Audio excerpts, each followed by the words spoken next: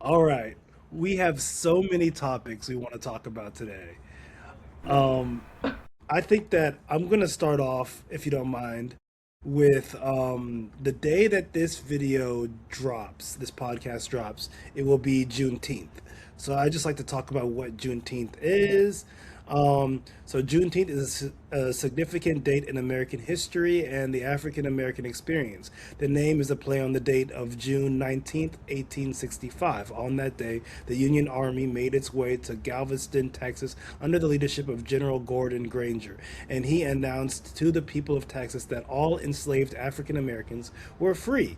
Even though we know that the Emancipation Proclamation freed African Americans and rebelling states, and we know that the Civil War had ended in April of 1865. It took a while for freedom to make its way to the westernmost rebelling state. Although there were enslavers who were aware of the implementation of the Emancipation Proclamation, it wasn't until June 19th, 1865 that it was actually enforced with the Union Army. June 19th freed enslaved people in the rebelling states. It did not free enslaved people throughout the nation. So that's just that. And then it kind of goes to this Frederick Douglass famous quote: "What is a slave? What to a slave is the Fourth of July." Because on the Fourth of July, all men were created equal except for black men and also women. So yes, happy June 15th to all those who celebrate. Um, yeah.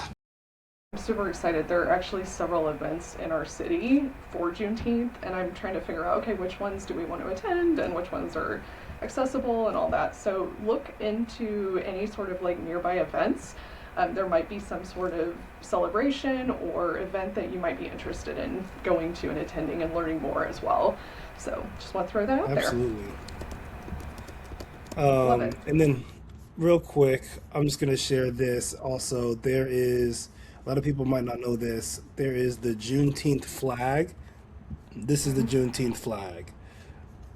It's blue, red, white, and blue, and it just looks like this. So, if you these are not Juneteenth flags. This is the Yeah. Juneteenth. So we have an example and we have a non-example. Multiple exemplars are so helpful for learning and acquisition. Love it. Absolutely. I mean, I don't dislike the Rasta style one, but also it gives me like thin blue line flag vibes. So it's Yeah. like, Yeah. Yeah. I prefer the Yeah. other one.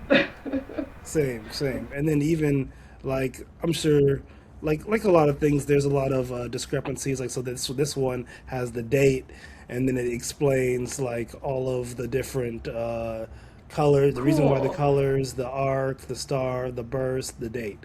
So I mean, a lot of really interesting stuff to be able to kind of delineate what's going on and why. That is super cool. And it gives me like Sheldon Cooper vibes. I don't know if like Big Bang Yeah, Theory has been on your thing, yeah, but like fun with flags. Like this is so up his alley. It would be great to watch. yeah. Um, Funny you say Big Bang Theory. I actually got to go to a taping of Big Bang Theory because one of the clients, Fun. I guess this might be a little unethical, but we'll see. One of the clients' parents worked for the studio that Yeah. produced Big Bang Theory. I was living in LA, and as a gift for working so well with their son, they gave us tickets to a taping of Big Bang Theory, or just they gave me tickets to That's a not taping of Big Bang unethical. Theory. So, well, I mean, at one Because point we couldn't accept water in a I in a know it's in a home. ridiculous. So, Which is such a cultural issue because, like, I've literally worked for families who are like, we show our gratitude by feeding you. And it's like, for exactly. me, with like special dietary issues and stuff, like, I'm actually good for the excuse.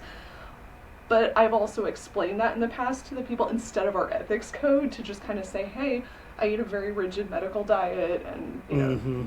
it's a nice way to kind of get around that. But if you don't have that excuse, it makes us sound like snobs. So Exactly. yeah, but that was nice because those tickets probably would have been free anyway. So Yeah, yeah, who and cares? yeah, exactly. I mean, it's tickets to see a show taping. In LA, people do that kind of stuff all the time. Right. Do you remember which episode it was by any chance, or what was happening? No, I'm sorry, I do So, not. I was just happy to be there. yeah, I was just surprised to see what was going on. I was really just like, because I'm not from LA, so that kind of stuff is novel to me. So I was just like, oh, you know, yeah, that's being so on the cool. lot and stuff. So yeah, no, that was cool. Ugh, I But yeah, love it. we have a lot of topics we want to talk about. How about you pick a topic that you are interested in getting into? Well, I want to talk about both, so that's really tough because both contingencies are great. I think we could talk about the reinforcement of which contingency we pick. And so we could kind of start with some of that. Um, Okay. we've had a lot of good conversations in the last week, back and forth about working with students and peer reviews for journals and um, the lack of or trying to identify opportunities for reinforcement for all of the varied behaviors we may be working on that are not necessarily a part of our paid positions, but what we still need to do regardless. So, yeah, whatever thing you want to kind of start with, I'm So good with. yeah, why don't we start with reinforcement and then kind of dive into peer review? So I made a video talking about what reinforcement is, and there was a lot of discussion amongst commenters about reinforcement, many of whom did not understand reinforcement as behavior analysts understand reinforcement under behavior science. So one of the comments I replied to talked about how some people think that reinforcement teaches the kid that relationships are transactional or something like that. And I I was could see like, that. yeah, I could see that, but a lot of people think that reinforcement is a bribe, whereas they don't understand Big difference. reinforcement, yeah, exactly, as a process or the way that behavior increases. And they don't understand that reinforcement can be as simple as my behavior of turning a doorknob and pushing the door allows me both access into the new room and escape from the old room, which is a reinforcer in and of itself. And that's a way that reinforcement can occur. And when they see us manipulating the environment to make behavior we want to increase come into contact with the reinforcer, they're like, oh, what's going on here? And it's like, well, clearly the environment isn't shaping the behavior to increase in the way that it's designed now. So what we're going to do is contrive the environment so that that reinforcement comes closer to that behavior in temporal contiguity in time. And that's what we know in behavior science can increase the probability of a behavior in the future under similar circumstances, all things being equal. So we know it's important, but people that don't have the training, the knowledge, the resources, the research to understand that, they sometimes are taken aback, they disagree, they maybe just don't understand. So what think you? So, when I've had to kind of explain, I love that you started and you kind of mentioned because it put me on the path of understanding the difference between a bribe and reinforcement. Simply put, a bribe, we're looking at the antecedent before the behavior. Reinforcement is the consequence after the behavior. So and that's like literally all I have to do to break it down to some people. It's like, okay, so if I bribe you, I'm basically saying, hey, if you do this thing, so it's kind of rule governed behavior. But someone could or could not engage in the behavior. So is it actually a bribe unless the behavior occurs? Who knows? That's not really something we talk about. But reinforcement or a reinforcer is delivered following the behavior occurrence. So that's the main difference there, just to put it as simply as possible. Um, I completely agree that sometimes this can be a transaction. Now, that's coming from the side of things where I don't ever encourage food reinforcement. I don't ever encourage anything that doesn't necessarily. Okay, so back up. I prefer natural environment reinforcement contingencies to anything contrived because it's hard sometimes to scale back from those. And so when we talk about generalizing and fading out support and least restrictive interventions, giving food is not it. Sometimes delivering an iPad is not it. So it just depends on the context. It's individualized. And then to kind of veer off a little bit more, it's important to actually understand that in our field we have a lot of terms, and Jack Michael talked about this quite a bit. I just can't remember the article, but I could find it and post it in the resources, where we have these terms that are already adopted by society as mainstream. A really good example is actually from The Big Bang Theory, where Sheldon talks about reinforcement and punishment, and he's basically, I can't remember exactly, he's trying to shape Penny's behavior by not talking about gossipy things that he doesn't care about. Being on the phone. Yeah, there you go, being on the phone. And so he like hands her a chocolate and blah, blah, blah. And then he talks about this as like negative reinforcement, I believe, or I can't remember exactly the situation, but they basically misuse negative reinforcement from a group of scientists who should probably actually know the definition. Mainstream society agreed with that though, because they use this word and they don't necessarily know what it means. I don't know, I have the argument where it's like maybe we should have just created new terms for these. But then you have the nuance of gatekeeping and being like, well, this is our term and you can't use it. And there's just so many different variables that go into some of the terms we use that it's wild to think about. It's like, well, would it have been better if we just created a new one like Farfanugan and that be reinforcement? And so we don't have that pairing with society. But also, like, then we don't get as much buy-in because, once again, we're separating ourselves into this little box and being elitist about it. So I have a lot of opinions, as you can probably tell. No, that's good. I think a few things about what you said. One, I'm gonna kind of try to start from the beginning of what you said.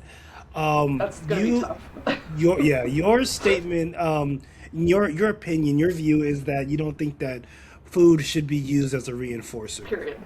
No. Okay. Well, very, Yeah. very few times. And there's nuance, right? Yeah. You know what I mean?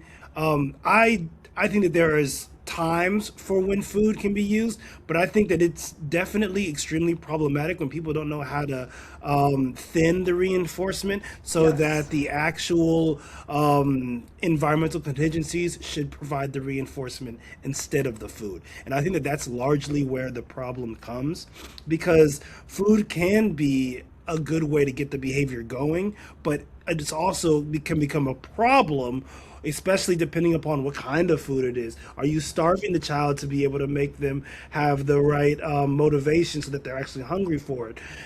When are you giving the 100%. food? So all of those things have to be considered, which leads to why maybe food isn't a good option for a lot of people, because using it clearly is has a lot of problems with it, right?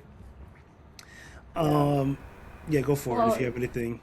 no, I definitely agree. And like another thing that I think a lot of people don't always think about is depending on who you're using this intervention with, that can matter. And so like I'm autistic. I didn't know I was autistic, but you know, there were times in my youth where it was like, okay, well, you can have this dessert or you can have this thing you really, really like, but you've got to do your homework first, or you've got to do this first. And so, in my own rigidity and my own like obsessive compulsive routine following, I have had disordered eating patterns. And this was unbeknownst to anybody. Like, it's nobody's fault, but Hmm. I now acknowledge that. Where if you have somebody who really follows rules, you have somebody who can be very rigid, really think about what sort of artificial or contrived reinforcers you are using for their programs. You don't want it to be unhealthy. You don't want it to be unsafe. But at the same time, like there's a really good article out there. I'm full of articles today, but I just can't have the exact site because I haven't thought of them prior and had them pulled up. There's a really great article about autonomy on the rights of clients. It's from the 90s of Is this all the donut one? the donut and take naps. Yes, absolutely. It's a great article. People have been saying this shit since the 90s, Yeah. and it's still good. I still use it with students where it's like, okay, so if my reinforcer is cigarettes because I like smoking cigarettes, and that's the only thing you can find for me, is it ethical to let them make that decision? You know, that opens up a whole other conversation. The same could be said about food. And so, yeah, if you use food as a contingency for me, it can be very, very unhealthy and very unsafe for me. And I know a lot of my fellow kin who are receiving ABA services might have similar behavior patterns. So just a little thing to include in there, I think. I agree, and it also like it also is tough because people who are the autistic people have the right to make unhealthy decisions. Yes, You know what I everybody mean? does. Everybody should have the right to make unhealthy decisions. I had a big old cookie. My fiance came back from Costco, and So, there was a big old cookie that she brought back with. I was like, and then she also got like 17 packs of Pokemon cards because she's like getting Pokemon cards and she's getting into it. So I was like, I'm awesome. not mad about you spending that money on Pokemon cards. I got my cookie. Everybody's happy. We're allowed to Love it. make unhealthy, maybe bank account not happy decisions. That's Yeah. important. Super And smart on then her part too. Like, yeah, you get something, but I also get something. Mine might have yeah. cost more, but you got something I know is valuable And to you. I'm never gonna That's how it complain. works. Exactly. And I'm never going to complain about Pokemon cards or whatever, you know what I mean? No, It's, your money, you made it, your decision, you right? know? You But owe your partner nothing when it comes to your own money. exactly. I'm just happy she used some of her own money for my cookie. um, but I think that That was nice. the terms you were talking about is super important. Ogden Lindsley actually wrote an article about it, from technical jargon to plain English for application. And instead of the technical jargon of positive reinforcement, we could use reward. Instead of negative reinforcement, use relieve. Instead of positive punishment, use punishment. And instead of negative punishment, use penalty. Very simple. People understand these words. They know what Yeah, they they do. mean. When you have a penalty, we understand what that is, especially from sports. You lose something Sports. because of a behavior that decreases the probability of that behavior in the future. When you have positive punishment, we know that's what punishment means. When we have negative reinforcement, we understand relief. If there's a loud sound going on and I press a button to stop that loud sound, then It's I get relief. relief from it. And that's negative reinforcement. That's so much easier. And So much. whenever I teach students about these technical jargon terms, I always give them these plain English terms. And I think that they should be SAF meds because it would be so Yeah. much easier for people to understand and explain what's going on with reinforcement if they had this. My gosh, why do we have to overcomplicate everything? You know what I mean? Like, everything is so overcomplicated in ABA, and yet autistic people are the problem. Like, I never understood this. But, of course, Lindsley coming in clutch, Yeah, as per the usual. Like, of course you thought of this, but of course nobody, like, heard it and, like, took it seriously because why would they? yeah. I got to make a video on that. And then to get back to what we were talking about, this was the comment that the person left, talking about reinforcement, saying it does create kids who think relationships are only transactional. And I probably pushed back a little too hard. And then she said, "Well, I've seen it." And then I was like, "Okay, well, we're getting into anecdotal, which she can have seen that. That's understandable." And then I started writing the script, and I was like, "I don't want the script to come off as being mean or rude. I don't think that's the way that I want to go because I'm sure a lot of people feel the way that she's feeling. So how can I speak to them?" And I felt like she came back in the next video. I didn't even tag her, and I made sure like to blur out her name. And she's like, "Oh, thanks for the shout out. Yeah, this totally makes sense." Like she was totally on board and Good. she understood and she got it. You know what I mean? And Right. I was almost worried that I went like I was trying to be charitable and not be mean or rude, and I still felt like I might have come off that way. But you never know how people are gonna accept a 3 minute or less video. But she was really cool about it, and she was had great feedback for me, so I really appreciated that interaction. Which on the internet, you got to take all those as many good interactions as you can. Right. It's really hard to like look at some comments that people will make and understand, are you just being direct? Are you just Hmm. being succinct? Or are you trying to actually like agitate? And it's really hard because like I struggle with this with people face to face, but when you are behind the safety of your computer screen or your phone screen or your tablet screen, you that context is completely gone. And so I feel like it's actually kind of cool because people who like don't usually struggle with the in-person thing like I do, they now get it. And so it's like Hmm. this is literally what life is like for me, but it's vocal, it's faster, and I have to respond like this. Hmm. Otherwise, like I'm seen as a deer in a headlight and like completely comatose. So I don't know, like in a way I kind of like that because it's like now you get it, not you, but like Yeah. you as in Hmm. society. Now you understand this is what is missing for some of us with social skills because we literally don't look for those clues. We don't understand them. So, but yeah, I don't necessarily think that sometimes when we do get pushback on content, I don't necessarily think that people are always looking for a fight. There are some that are definitely looking for a fight, but then that understanding is so important. And that's one thing that you do really well is you say, here's a topic that I think we need more discussion on. I'm going to break it down a little bit further. And, if people tone police you for that, then that's on them. That tone policing is never okay. And that's basically, just to break that down, it's basically telling someone you're not speaking kindly enough or you're not speaking in a specific way that is appealing to them and, Hmm. you know, friendlier for their palate. So I call it like softening your tone. Hmm. And as a person who is very blunt and direct, um, I no longer care to tone police. It's not something that I care about. As a black man, you probably get very easily thrown into that whole aggression trope Hmm. and stereotype. And so it's really hard for people in your situation, I think, more so, because you will get thrown into that way quicker than a white woman will, even if it's, like disability related. And that's unfortunate. No Yeah. one should be tone policed.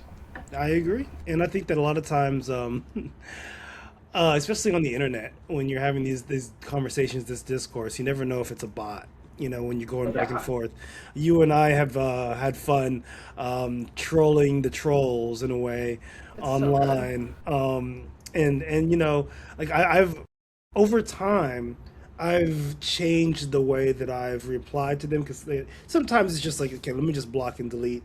But sometimes it's like, okay, well, let me have fun with this, or let me kind of expand on this. Like one of the things that I learned Right. recently is um, somebody saying, "Oh, cry about it or cry more," and I'll say, "Oh, do you think crying is a bad thing? Why is Yeah. crying bad? Right. Let's break this down. You know what I mean? What's wrong with crying? And then like let's get to the machismo, the patriarchy of it all, instead Mm-hmm. of just like reacting angrily, which I think is a valid reaction. But you know what I mean? Just like really make them see their own heinousness and Yeah. biases. Yeah. Yeah. That's oh my god. And it's actually kind of funny because I thought of this comeback after like one of your comments from I think it was yesterday's video. So I guess it's right now trendy for the right to say that Michelle Obama has a certain genital part, and I guess this was done with like the UFC fight on the White Yeah. House lawn. Like, what even is this? So why is this even a thing? So I guess one of the fighters said it or something. I didn't look into it. It just repulses me. But why are they so concerned about everyone's genitalia? Like, why are they obsessed with this? Like, I So don't think about actually, people's genitals that much, folks. Like, I just don't. I agree.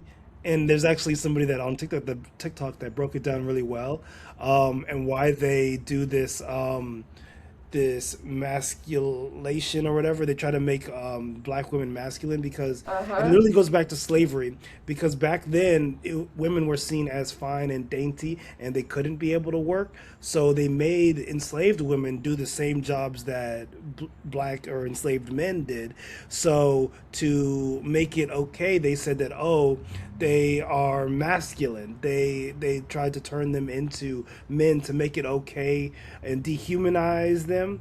So that literally what they're doing now goes back to that slavery time, the enslavement time of dehumanizing and treating women, black women specifically, as men so they can justify their terrible treatment of them at the time, and also negate that like cognitive dissonance of women shouldn't be working like that. You know what I mean? They thought that. So they were like, to get around this, we're not even going to dehumanize you. We're going to turn you in to men, and in our eyes.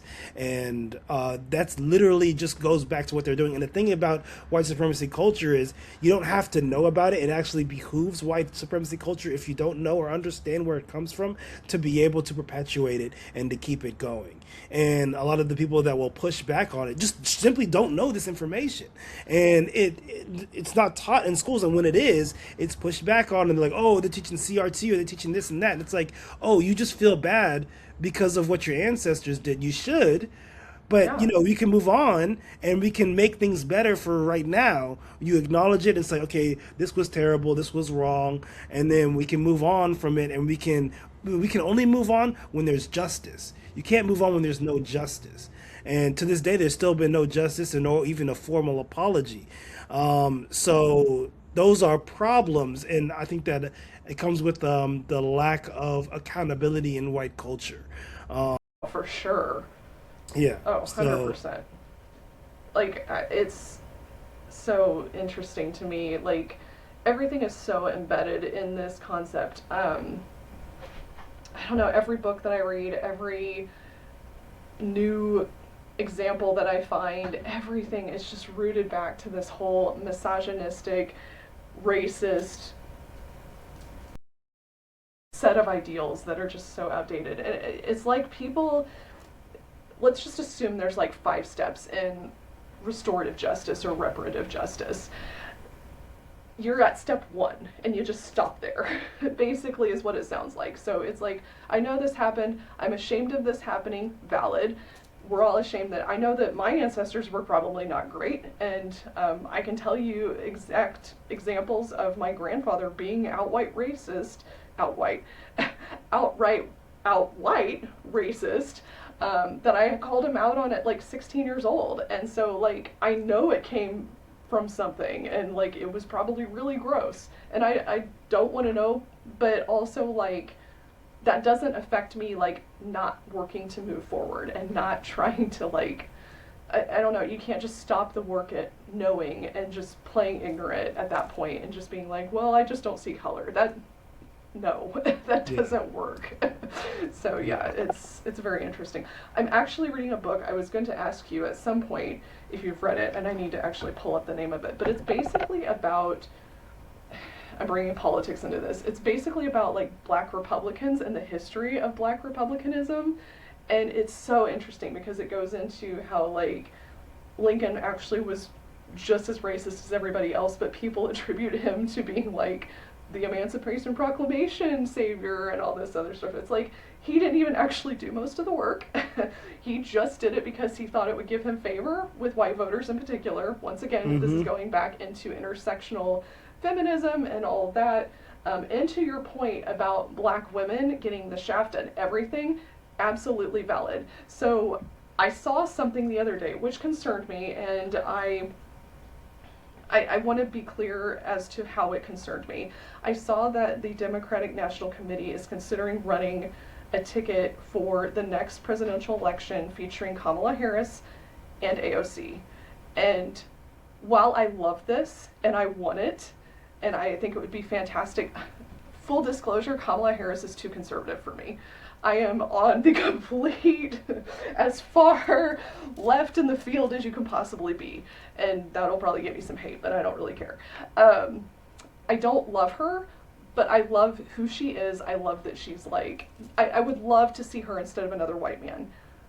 Mm-hmm. But when we won't even elect a white woman who's known from the Democrat space, society is not ready to elect a black woman. And they won't elect a black woman. And it scares me because once again, we will lose. And so, like, I just wanted to throw that into the arena. If you're seeing this stuff, please go out there, vote in primaries once they become available. And, like, I just, not that I don't want that to happen. I very much would love to have that happen. Like, I would cry with joy if it happened, and I never cry from joy. So, yeah, I just kind of wanted to mention that as well. I'm not sure if you've seen anything about that, though. No, yeah, I've seen it. I think that a few things. One, when you say society isn't ready to vote for a black woman, I think that yes, and it's white society is not ready to vote for a black woman because I mean, you look at the numbers, mostly Absolutely. white people. It's mostly Asian and Latinos as well. So it's like those, the, Yep. it's Passing. all because of this, yeah, passing. When it comes to Lincoln, one of the things he said is, if I could save the Union without freeing any slave, I would do it. Yes. So Oh my God. Thank you for there's so reminding me much of that. about how much So he was gross. like he People was just pleaser. trying to, yeah, exactly. And the reason why everything went as far as it did, a lot of it is because of W.E.B. Du Bois. I do believe it was I The think it was Du black man Bois. who's whispering into the ear of the white man with power, Exactly. saying the thing. So Who also so became like an apologist for white supremacy culture, by the way. Just mhm throwing that out there as well. mhm Look at me learning stuff. Look at that. yeah.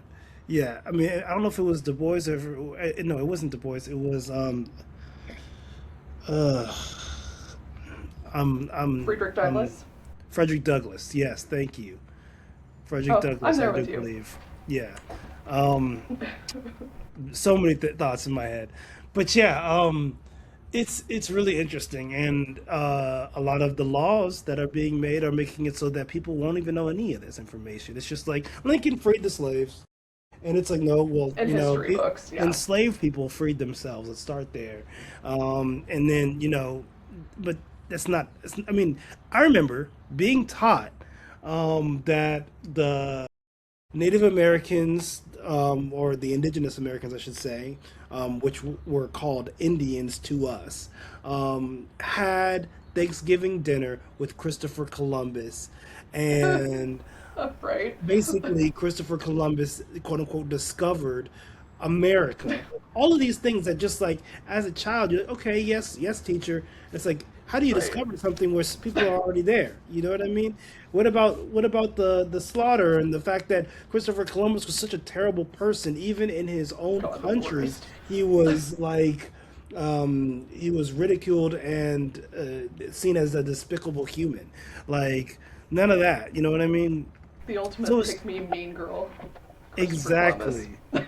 So, um, yeah, speaking of all this, I feel like this is a great way to transition over Right. to, I was just thinking that.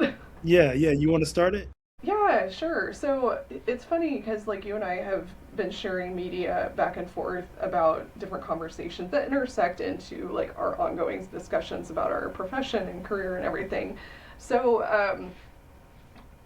there are a lot of beauty standards and cultural standards, especially toward women, that I think are just so interesting. So I had seen a video from a content creator who's regional to me, black woman content creator. She's amazing. She really thinks through a lot of these great examples about white supremacy culture and beauty standards and like dating and like all these different things. And I think she's just so awesome. I hope that one day I run into her so I can tell her how awesome I think she is. And to thank her for her unpaid labor because that's exactly what's happening. So the epiphany kind of came. She was talking about beauty standards and how white women are jealous of black women. And the more I thought about that, the more I was like, you're so right because like women curl their hair and mine, this is just literally my hair, I'm not doing it for a certain reason, this is just my natural curl. Women curl their hair and they think that that is supposed to be a beauty standard. They get lip injections to make their lips fuller. They might get a Brazilian butt lift, because they want to look like Nicki Minaj or whatever, and they go tanning because they want darker skin. But also, there's a trope in society that you're more appealing to men if you have blonde hair, fair skin, blue eyes, all these sort of things that basically imitate white supremacy culture. It's interesting though because I think about the intersection of like white women who are like bleach blonde who go Hmm. excessively tan and get lip fillers, and it's like that intersection is so wild. It's like you're jealous but yet you're also like trying to uphold your own white feminist standards. It's just wild to think about. So you can break down all of this and understand that, like, while black women meet at that intersection of probably the most oppressed in society because of the gender and race, they are the most envied as far as their standards of beauty. I don't know, I just thought that was wild. Yeah, and then there's Take it. also the white beauty standards where there's the thing about being super thin. There's the Yes. blonde bombshell, which generally blonde is a hair color that a lot of the times as people grow older, their hair gets more brown. So the blondest blondes will be children. Trim. So I made this comment on this video that was talking about the blondest blondes being children, and maybe I went too far. I said white beauty standards are Never. generally PDF. If you know Yep. what PDF means, you know what it means. You want a petite, hairless, bleached booty hole and baby Booty voice. hole. That's a child. I'm sorry, I love the word booty hole. Like, that's what I take from this. I'm like a middle school boy, I'm so sorry. No, But you're yeah, good. it's so true. And like that's the thing, like I considered actually last week getting some laser hair removal, and then I'm like, wait a minute, why would I do that? That's like, I have body hair. Everyone has body hair. Like Yeah, that's part of aging. But then I'm like, wait a minute. Like this is considered an ideal, shaving your armpits, shaving your legs, whatever. exactly.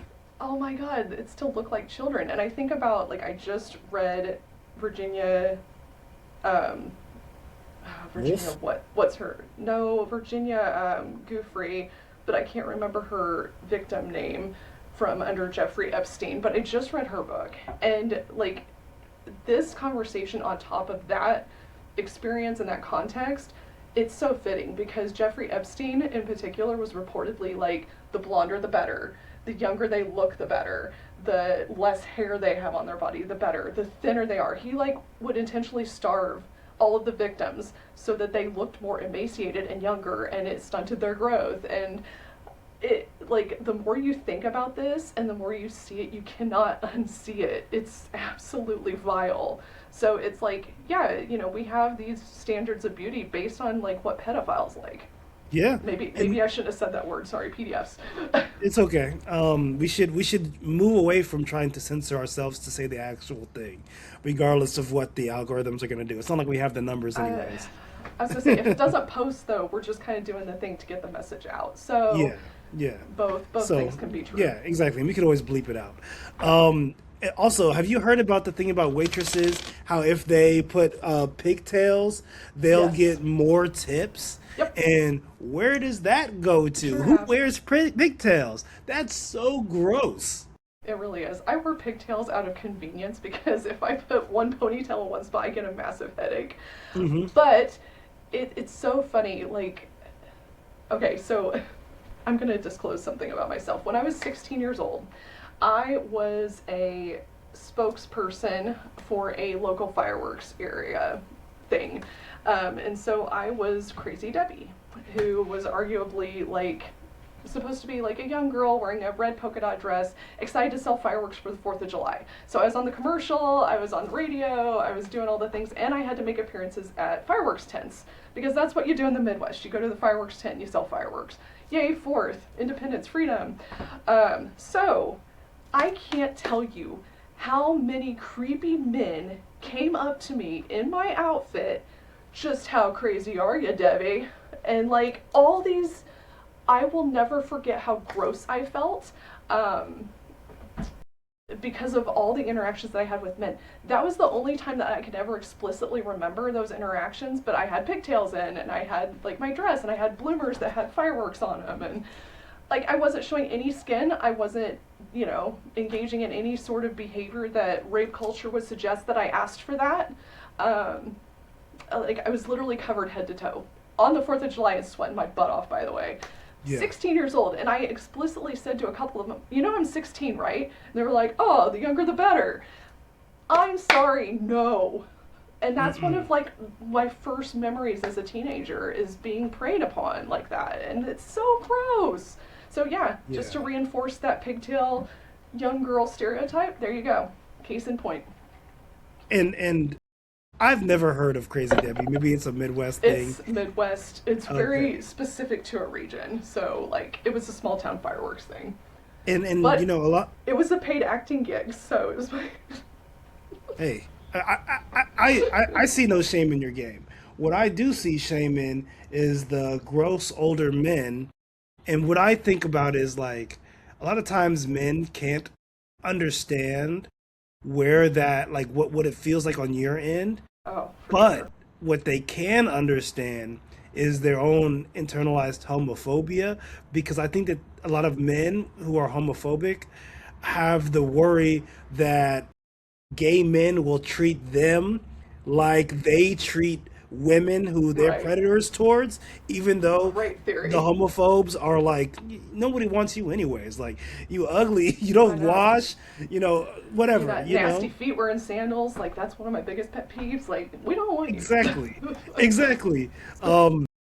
So there's that, and then you said rape culture. Some people may not understand what rape culture looks like. Oh, I think that valid. this is a great pyramid to talk about. I had another one that I think I This liked is more, beautiful. but this is a good one that talks about like what rape culture looks like, where the tolerance of behaviors at the bottom support or excuse those higher up. To change outcomes, we must change culture. So all of these things at the bottom are part of rape culture that make the things at the top more likely to occur and more quote unquote acceptable. So these are, all these problematic behaviors that influence and normalize the rape culture. So um, I think it's important to know this and to talk about it because people just don't know. Yeah. It's like I love this visual because I really love a good visual and like I learn very well by examples and everything. And so this breaks it down in a really great way. But like the second I started reading these words, I want to say like half of them because I've experienced them, I started to feel sick. So like if you have an emotional reaction to that, please pause. Um, Yeah. Fast forward if you need to. We probably should have trigger warning, but Sorry. it's okay. Like I don't think of those trigger warnings in advance most of the time, but please go back to that space if you need to. But also if you want to move forward and kind of move through that, then please feel free to do so. But I just want to mention that because yeah, the more I looked at it, the longer I was like, oh, all that. It's Yeah, very yeah, heavy. yeah, yeah. It is. It is. And once again, men making the world terrible. I mean, a lot of times I dream of what the world would look like without a lot of the atrocities. There was this like Yeah. really interesting conversation with I want to say it was I forget who it was. Oh, it was Josh Johnson and Trevor Noah, right? They were on a The podcast. comedians, yeah. Yeah, yeah. And they were I like talking Josh about, Johnson. yeah, me too. Josh Johnson was talking about like, people like fantasize about the revolution, but they're not ready for what has to come after. Like, if we were really to have a revolution to like make sure that, child labor and child slavery was not happening across the world, that means that you can't have your iPhone. We can't have Amazon next day shipping. Like, there's all these things that we see as regular everyday things that it would not be possible under more legit and fair society. So we have to be willing to give those up. And not enough people are willing to give those up. And not enough people are willing to actually, revolt or whatever. I mean, Knicks just won the world championship, the finals for the NBA. In So America. yeah, in America, and you know, New York, they went out and they went out in the streets. They'll do that for that, but they won't do that for really anything that happens in the government that has been pretty big. That we should have been rioting or revolting or at least protesting in large numbers for. Well, and if we do, look what happens. Like we're claimed as like the bad people, and like oh you're looting and you're burning down the streets, and like that's what happens. Is like, but that's what we've had to do to get to where we are, and it's still shitty. So like we still need to do these things. Yeah, and you're only labeled the bad people when you don't win. Mm-hmm. The people who win are True. labeled as the good guys. Yeah. So, during all the times that France was, using the guillotine, they were seen as good guys doing what needed to do. When Yeah. Maria Antoinette said, let them eat cake, and they went and they did what they had to do, they were like, they're the good guys, and Maria Antoinette was the bad one. But if Maria Antoinette and them and the one percenters or whatever had won, we'd be having a different story because history goes to his story of the victor who had victory. I saw a really great TikTok, and it's very well understood that like you don't hear about Malcolm X in your history classes and your history books, all that sort of thing, but you hear about Martin Luther King Jr., Dr. Martin Luther King Jr., of course. And why is that? When you think about it, it's because Dr. Martin Luther King Jr. promoted a peaceful way of, you know, getting society to accept all people regardless of who they are. But Malcolm X had to take different strategies. And so we don't hear about that because what do they want you to do? The peaceful strategies. They don't want you to get that angry. They don't want you to get loud and proud. But that's what works. That's what has helped feed children because the Black Panthers like did school lunch programs or school breakfast programs or started all Hmm. these really great social welfare programs, but we don't talk about that for some reason. Oh, hey, hilariously, I didn't even know you were wearing that. That's so funny. Yeah. But like that's the thing. It's like you need to also understand that like while Dr. Martin Luther King Jr. was not necessarily like negotiably personally a bad person. I heard about his affairs and his wife and all sorts of things, so I have my own thoughts. But socially, what he wanted was basically a peaceful way to come about that. And unfortunately, that's not the way that our society has said that they'll allow that change. Yeah. And a few things on that. One, um, Please correct uh, me if I'm wrong. no, no, no, no. He was quote unquote peaceful, and they killed him anyways. Yep. Two, Yep. the CIA consistently leaked out false information about what he did or did not do. I'm here talking about the affairs, and they consistently called his phone telling him to kill himself. My And God. then three, the way that we learn still today about these figures, such as Dr. Martin Luther King Jr. and Malcolm X, makes them seem like they had a stagnant point of view throughout their entire life. Whereas what really happened is they grew and had different points of view up until their assassination. So, what a lot of people think that Malcolm X, who he was, like I read his or his biography, and I read a lot about him. I I need to learned a read lot that. about him. Yeah, and you'll see like where he went to, where he came from, and all that he learned throughout towards the end of his life when he was preaching a lot differently than what you'll hear people think that he was. I mean, even when he was young, he wanted to be I'm pretty sure he wanted to be a lawyer. And one of his first earliest teachers, a white man, told him that he's black and he can't be a lawyer. So stop that. Basically, you know how rappers say my teacher never believed in me. Well, this teacher was just like supposed to be his educator and said you're black. That's you can't do that. And basically. Cut his opportunity off from that young age. Whereas if he was young and he had maybe a black teacher or even a anti-racist teacher, they might have been like, yes, you can. Let's provide you with the skills and abilities and resources and access to be able to do that. And maybe his life would have taken a different route. But you can't know. So there are those things. I don't know if I had any other points. I think I got all the points out.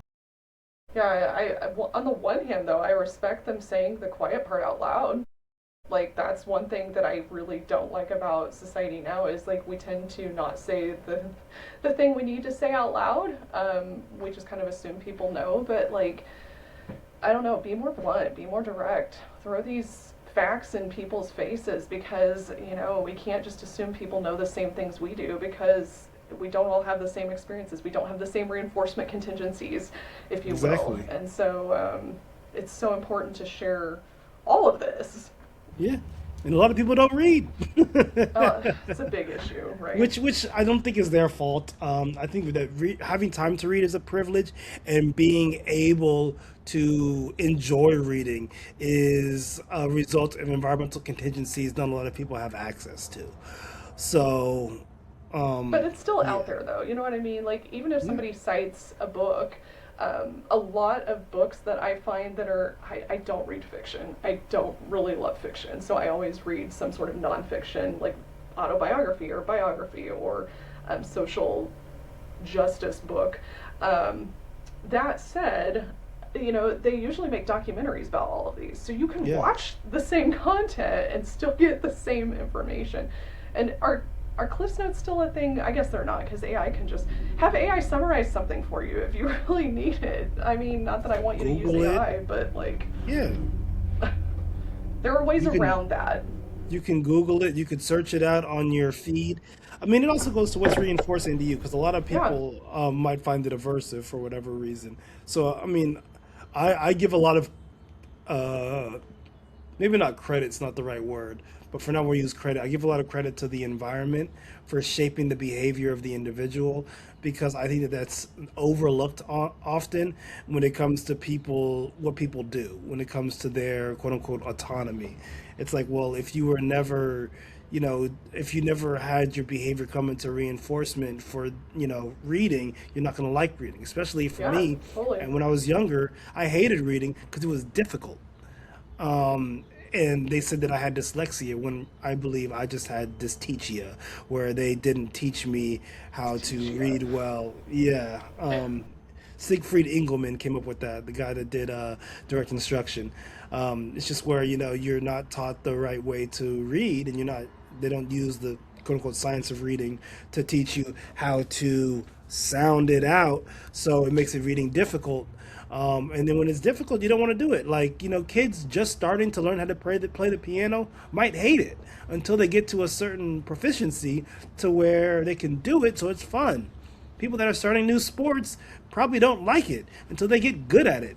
That's the way that things work. It's so funny because with my ADHD overlapping, like I'll start a hobby. I have like all these different hobbies that I've collected throughout the years. And as soon as like it becomes challenging or I'm like, I'm not going to be very good at this, I abandon the hobby. And so like I have these like dead hobby spaces. Relatable.